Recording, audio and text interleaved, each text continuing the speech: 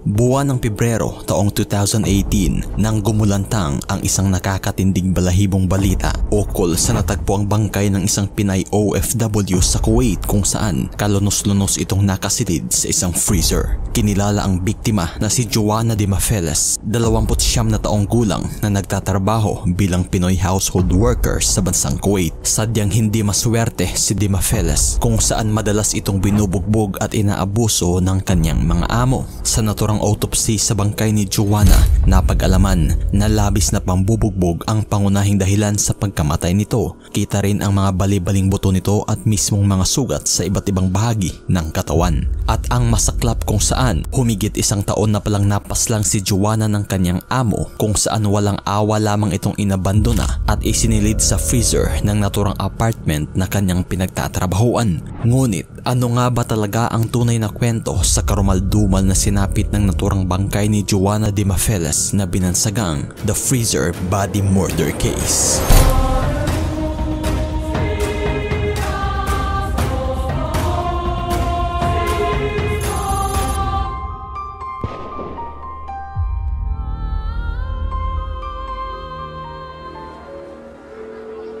Ang pagiging isang OFW ay talagang isa sa pinakabuwis-buhayng trabaho na pilit idinaraos alang-alang sa kapakanan ng bawat pamilya. Bawat taon ay may naitalang libu-libong bilang ng mga kababayan nating nakikipagsapalaran sa ibang bansa upang magbabaka sakaling makahanap ng magandang oportunidad.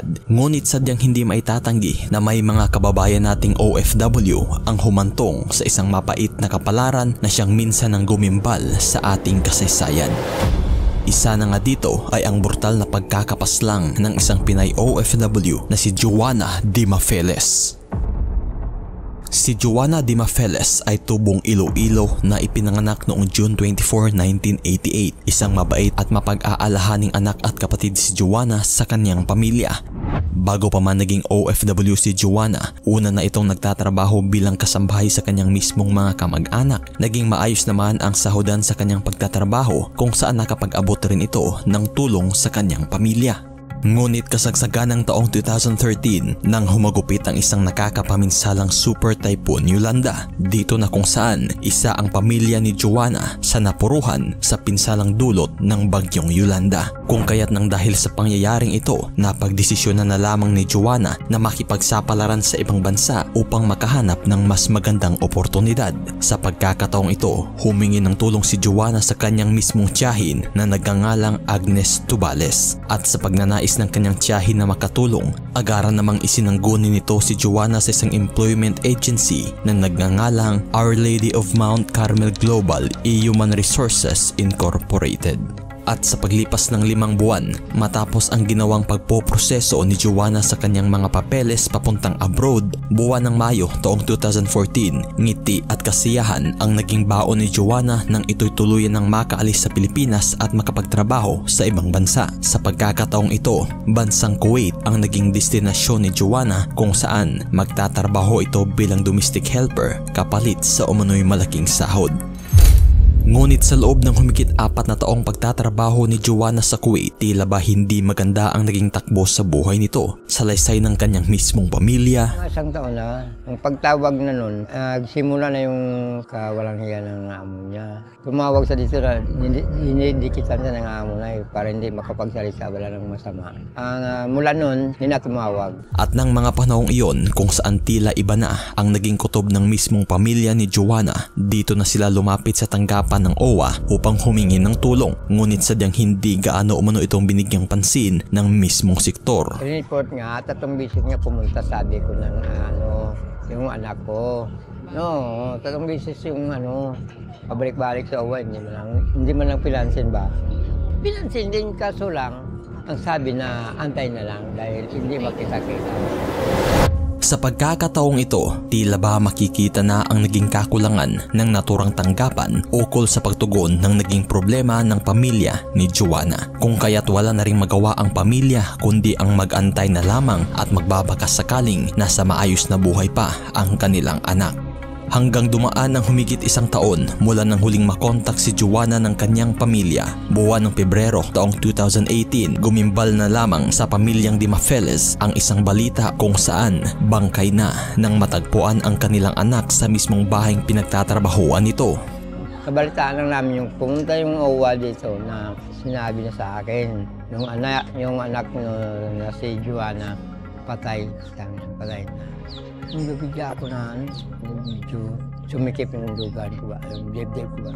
Nadiskubre ang kalunos-lunos na bangkay ni Joanna sa isang abandonadong apartment na pagmamay-ari ng kanyang mismong mag-asawang amo, kung saan isinilid lamang umano ito sa isang freezer. Bakas pa umano sa katawan ni Joanna ang mga pasa at mismong mga dugo na resulta sa karumaldumal na pangmamaltrato ng kanyang mag-asawang amo na kinilalang sina Nadir Assam Asaf at ang kanyang asawa na si Mona Lee Hasun na isang Syrian.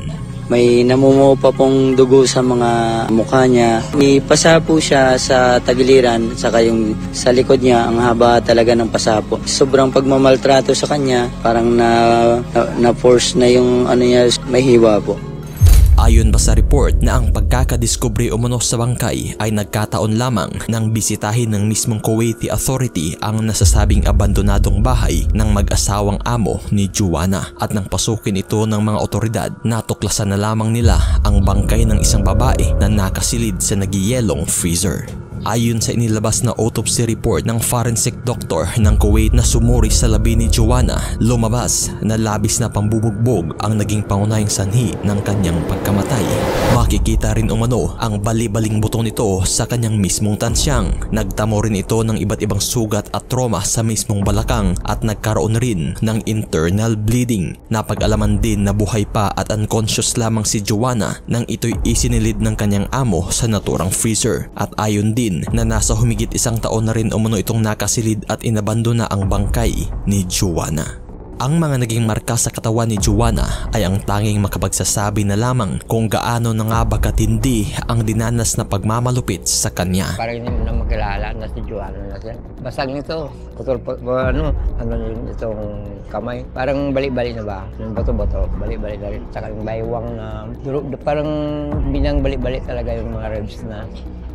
Sa naturang investigasyon, naging pangunahing sospek ang mag-asawang amo ni Joanna, at nang napag-alaman din umano ng mga sospek ang pagkakadiskubre sa bangkay ni Joanna, agaran umano itong tumakas sa Kuwait at kaagad na nagtungo papuntang Syria. At nang napag-alaman na tumakas na ang mga sospek, agarang ikinasa ang isang manhunt operation sa tulong na rin ng Interpol. Dito ikinasa ng Interpol ng Syria ang agarang operasyon kung saan sa parehong buwan, February 2018, matagumpay nilang natugis ang mag-asawa sa mismong capital city ng Syria, ang Damascus. Inamin naman ng mag-asawa ang ginawa nilang pagpaslang kay Joanna Di Mafeles, kung saan pinatawan ito kaagad ng kasong murder.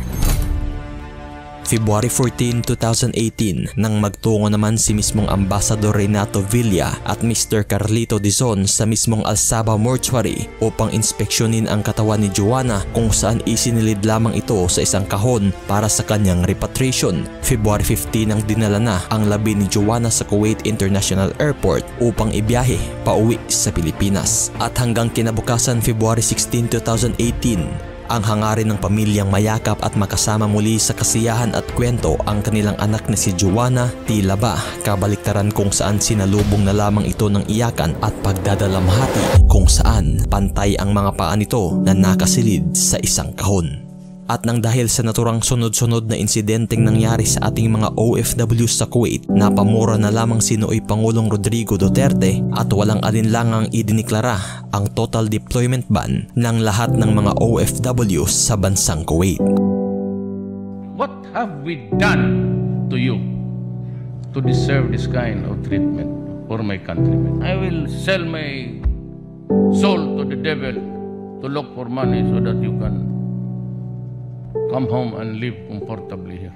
Agaran ring ginawa ni Duterte ang pagpapauwi sa lahat ng OFW na nasa Kuwait. Ayon sa naitala ng Philippine Embassy taong 2018 kung saan nasa halos 200,000 Filipino workers ang namamalagi sa Kuwait at lagpas kalahati nito ang nagtatrabaho bilang domestic helper. Sa pagtatapos ng Marso taong 2018, nasa 4,000 bilang na ng mga manggagawang Pilipino ang voluntaryong naiuwi mula sa bansang Kuwait. Bagay na siyang pinunan naman ng mismong Kuwaiti government ang naging agarang desisyon ng ating pamahalaan. At sa pag-usad ng kaso, kalaunan pinatawan na rin ng parusang bitay ang mag-asawang amo ni Joanna de Mafelis na siyang pangunahing sospek sa karumaldumal na pagpaslang. Ang naging kwento ni Joanna de Mafelis ay isa lamang sa mga napakaraming kwento ng ating mga kababayang nakikipagsapalaran sa ibang bansa. Kwento na talagang minsan ang sumira sa magandang relasyon natin sa ibang bansa. Kwento na sadyang hindi mawala hanggat walang maganda at maayos na oportunidad sa ating bansa para sa mga kababayan nating kapuspalad.